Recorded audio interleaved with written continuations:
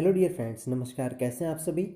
तो स्वागत है आपका आपके अपने YouTube channel Sharma reasoning classes के अंदर। दोस्तों, आज हम लोग बात करेंगे रीजनिंग का एक बहुत ही महत्वपूर्ण टॉपिक है वर्गीकरण। ठीक है, वर्गीकरण जिसे हम लोग बोलते हैं क्लासिफिकेशन। ठीक है, क्लासिफिकेशन भी जिसे बोला जाता है, उसके बारे में हम लोग बात करेंगे।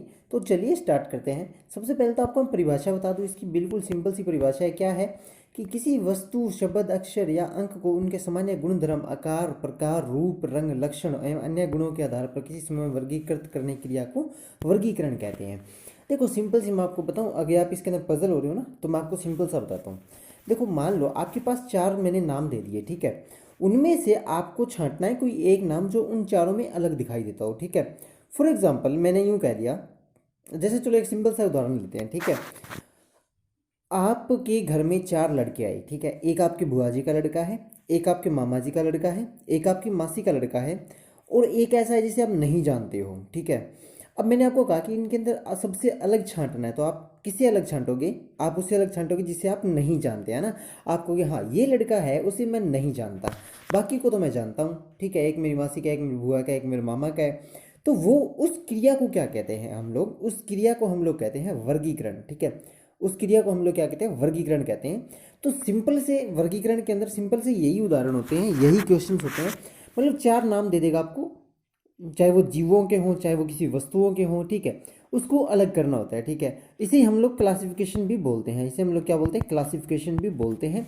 और इसे ही हम लोग वर्गीकरण बोलते हैं। क्या बोलते हैं? इसे हम लोग वर्गीकरण भी बोलते हैं। ठीक है, तो चलिए स्टार्ट करते हैं। जब आप क्वेश्चन करोगे ना, तो आपको मज़ा भी आएगा और क्वेश्चन से आपको समझ में आ जाएगा। देखो, क्वेश्चन के साथ साथ मैंने हल भी आपको दिए हैं, आंसर भी, ताकि आप पजल न हो। ठीक है, देखो पहला क्वेश्चन क्या कहता है? निम्नलिखित पांच में से चार किसी न किसी प्रकार से एक से हैं और इस प्रकार ये अपने समूह का निर्माण करते हैं। बताइए कि इनमें से कौन सा एक है जो अन्य चार से भिन्न है। देखो चार नहीं है यहाँ पे, पांच नहीं, यहाँ पे चार है। ठीक है, अब एक बात देखो, इसने कहा है कि एक ऐसा बताओ जो कि इन सबसे भिन्न है। ठीक है, इन सबसे भिन्न है। भिन्न कौन सा है? देखो इसने पहला कहा शेर, दूसरा का है बाघ, तीसरा का है मगर और चौथा का है चीता।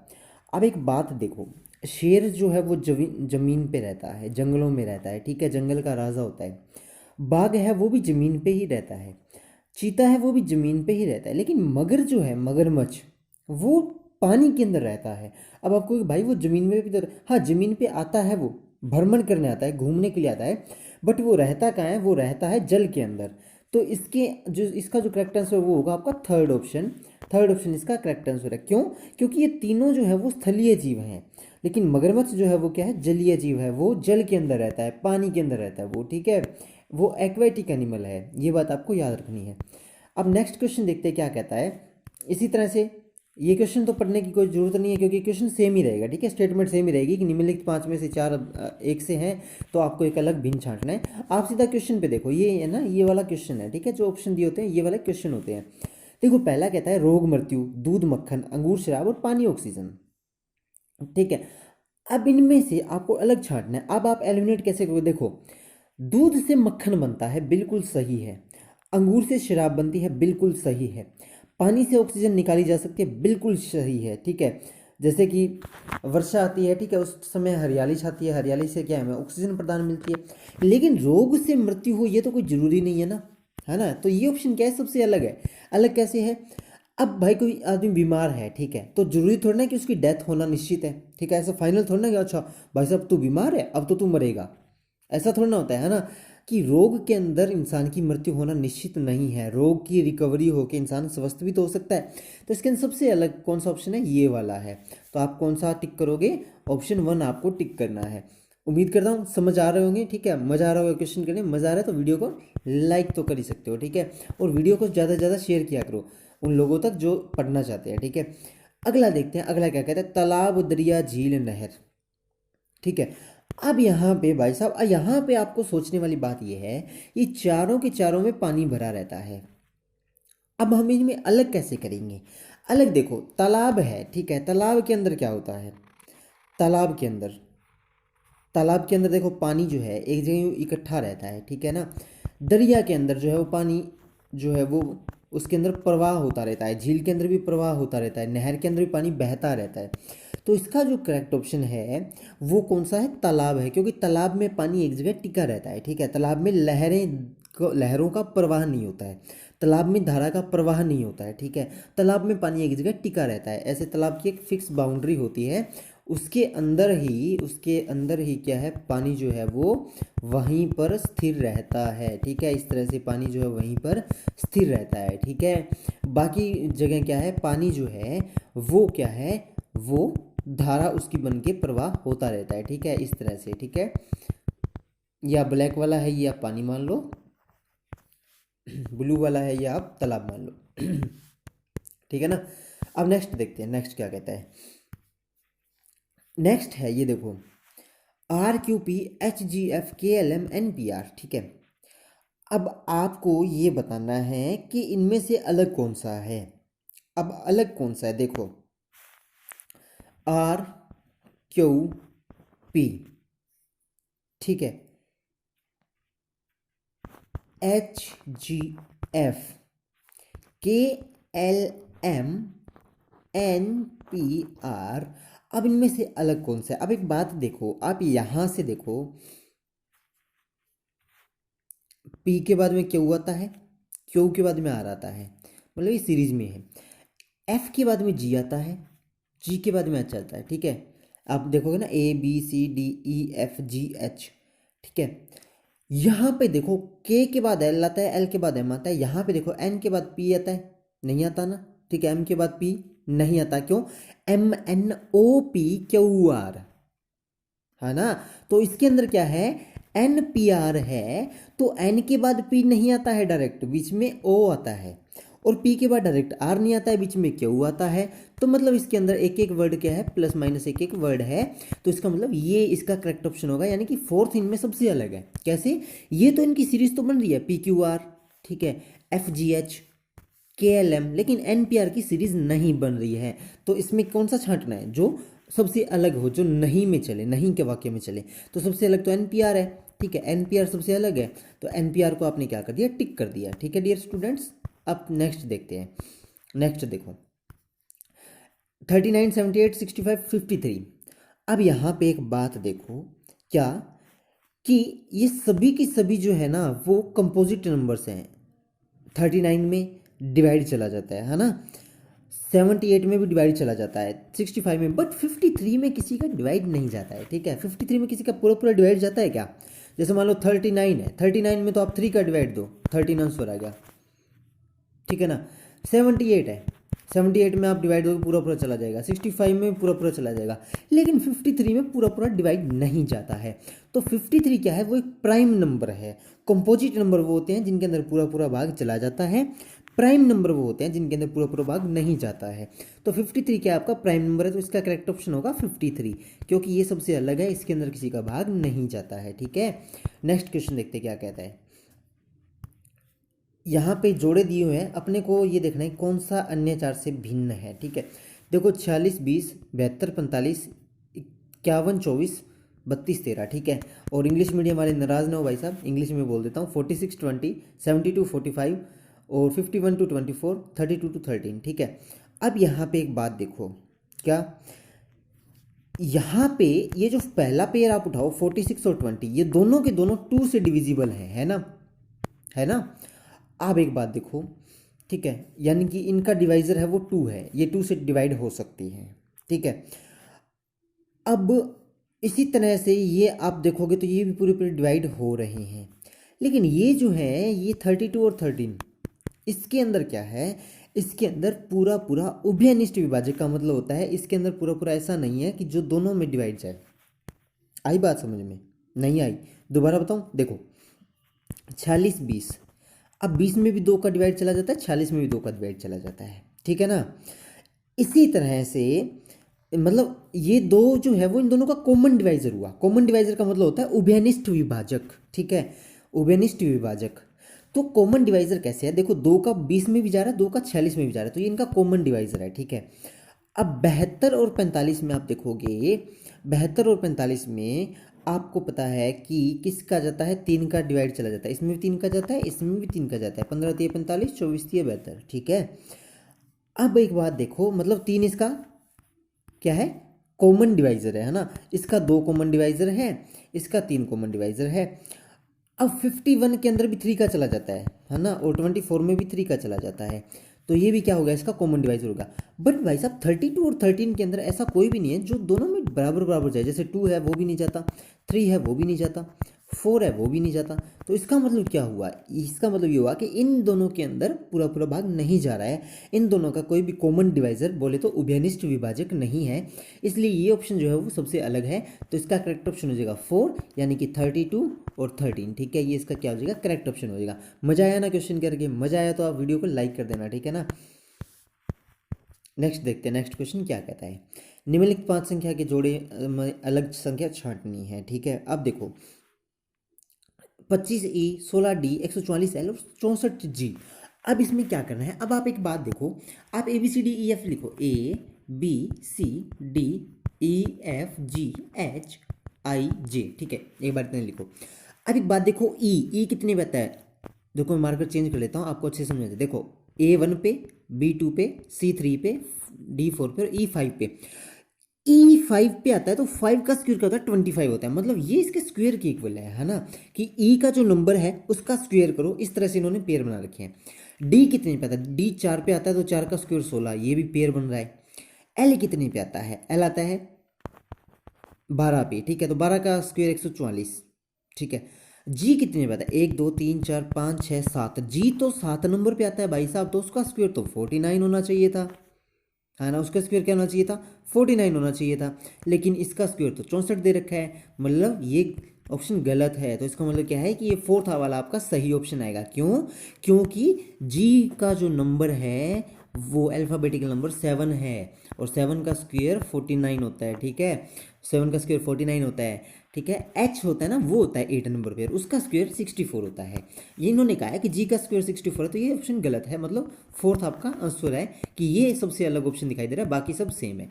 आई बात समझ में, ठीक है, नहीं आई तो कमेंट में लिख देना, और यार कमेंट कर दिया करो, आप कमेंट में बहुत कंजूसी करते हो। ये देखो ये यहाँ पे दिखा भी रखा है अलग से, ई 5 पे आता है, 5 का स्क्वायर 25, डी 4 पे आता है, 4 का स्क्वायर 16, एल 12 पे आता है, 12 का स्क्वायर 144, बट एच जो है वो 8 पे आता है। इन्होंने कहा है कि जी 7 पे होता है तो 7 का स्क्वायर तो 49 होता है, इन्होंने ये दिखा रखा है कि 64 है, इसलिए वो अलग हो गया, ठीक है ना, समझ में आई ना बात आपको।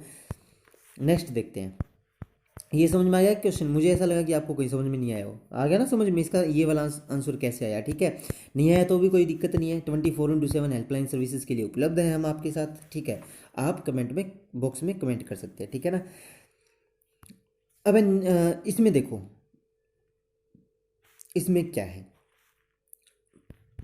प्लस माइनस, परसेंटेज और इज इक्वल, इनमें सबसे अलग कौन सा है, सिंपल सी बात है, दिख रहा है ये वाला परसेंटेज सबसे अलग है, क्यों, क्योंकि ये तीनों है वो मैथमेटिकल क्वांटिटीज है, माइनस प्लस इक्वल, ठीक है, लेकिन ये परसेंटेज सबसे अलग क्वांटिटी है, तो ये थर्ड इसका ऑप्शन हो जाएगा, क्योंकि ये गणितीय संक्रिया है, माइनस मैथमेटिकल टूल है, प्लस मैथमेटिकल टूल है, is equal to mathematical tool है, but percentage is not a mathematical tool, percentage एक मैथमेटिकल टूल नहीं है, ठीक है, इसलिए आपको याद रखना है कि इसका करेक्ट ऑप्शन क्या आएगा, इसका करेक्ट ऑप्शन आएगा आपका थर्ड ऑप्शन। नेक्स्ट देखते हैं, वाह क्या प्यारा सा क्वेश्चन है, कबूतर तोता गोरेया थोड़ा खंजर तीर, वाह वाह वाह वाह।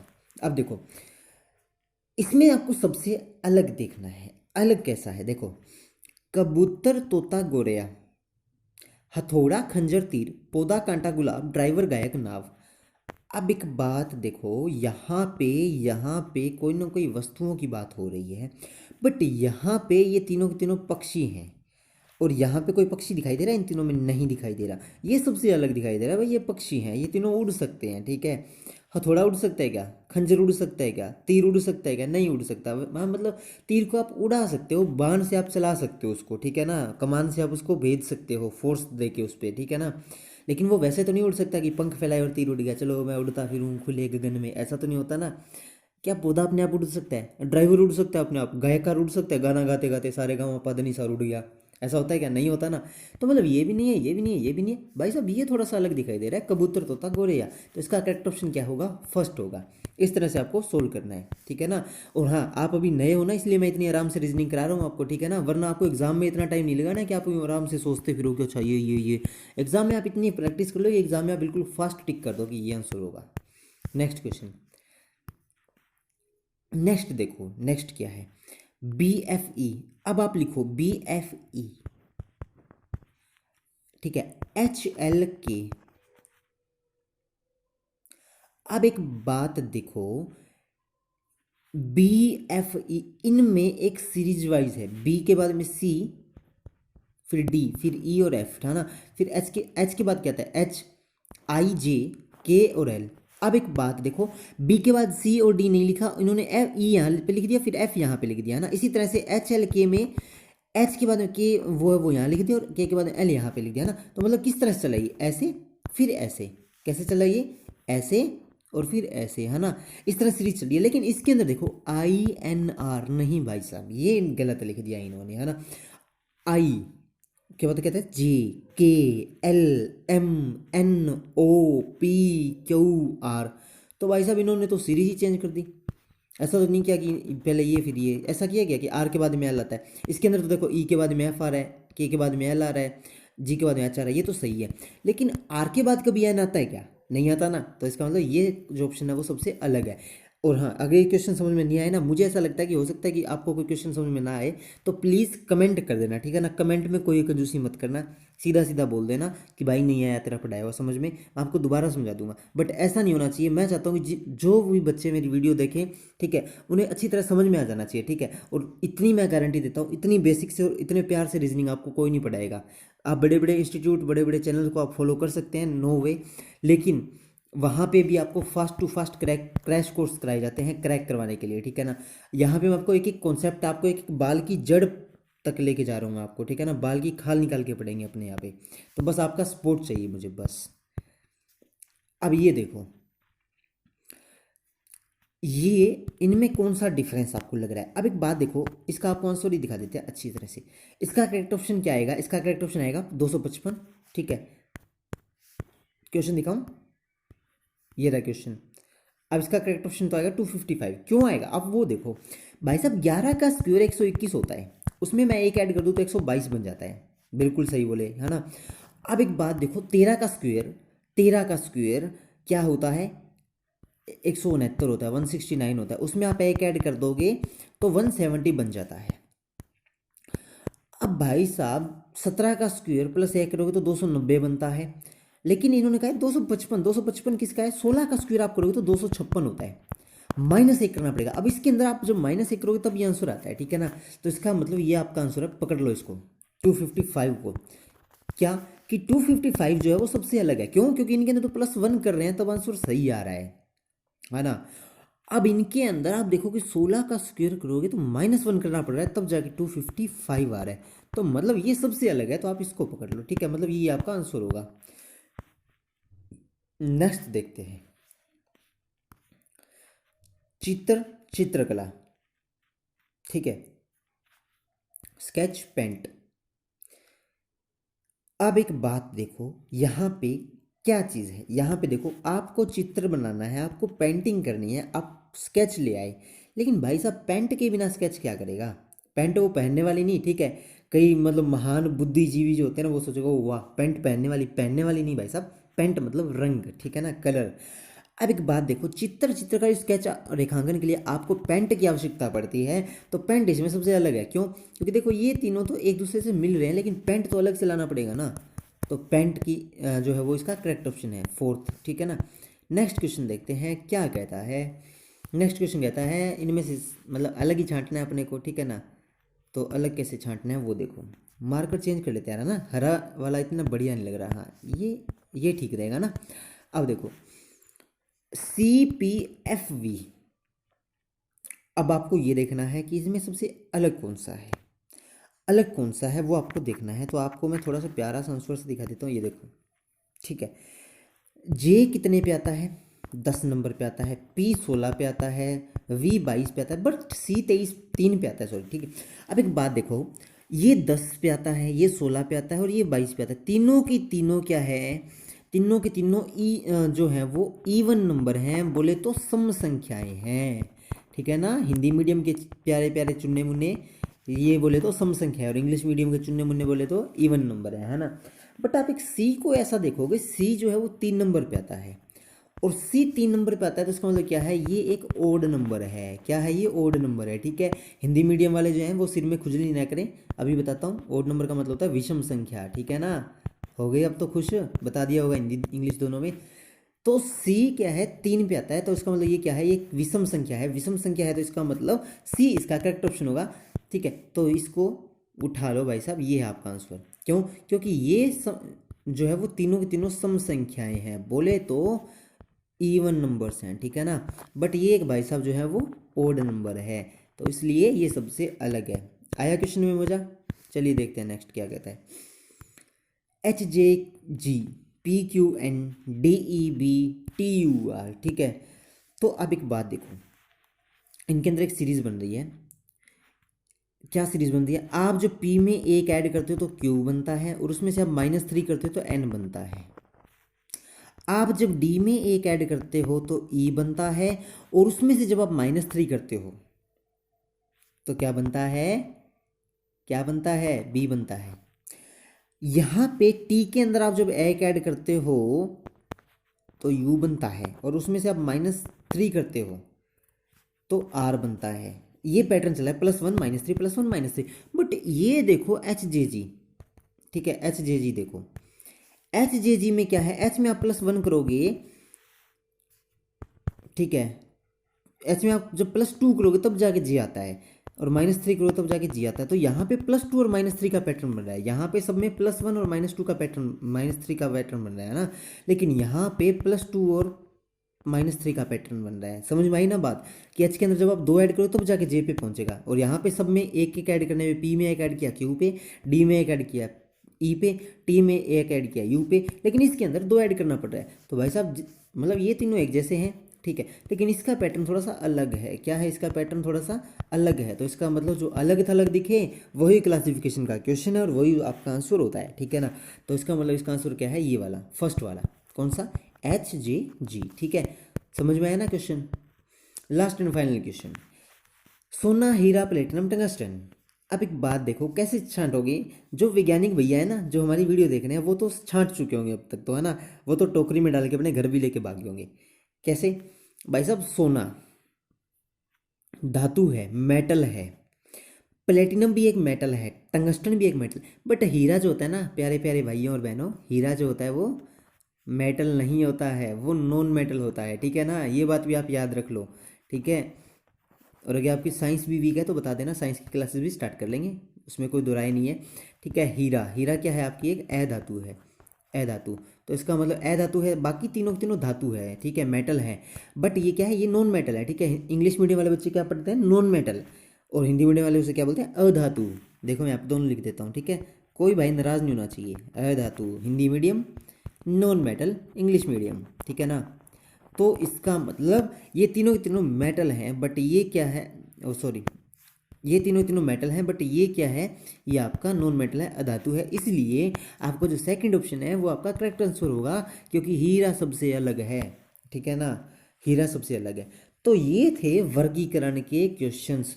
उम्मीद करता हूँ आपको समझ में आए होंगे। समझ में आए हो ना गाइस, तो वीडियो को शेयर तो कर ही देना यार, ठीक है ना, क्योंकि जब मैं इतनी मेहनत से वीडियो बनाऊँ, उस पर 2 व्यू 3 व्यू 4 व्यू आते हैं, और वो भी 3-4 भी लोग भी भाई साहब पूरे टिके नहीं रहते, तो थोड़ा सा नहीं कॉन्फिडेंस डाउन हो जाता है। तो यार वीडियो को ज़्यादा से ज़्यादा शेयर जरूर कर देना, ठीक है। और हाँ, लाइक तो कर ही देना, और कमेंट जरूर करना। आपको अगर बुरी लगी है तो वीडियो यूँ कह देना, भाई साहब तेरे बस की बात नहीं है, तू बहुत बुरी वीडियो बनाता है, वो कमेंट कर देना चाहे, ठीक है, मुझे उसमें कोई एतराज़ नहीं है, बट कमेंट जरूर करना। तो उम्मीद करता हूँ अच्छी लगी होगी वीडियो। अच्छी लगी हो तो like share subscribe and comment करें। मिलते हैं नेक्स्ट वीडियो में, तब तक के लिए जय हिंद जय Bharat. Thank you, bye bye, take care.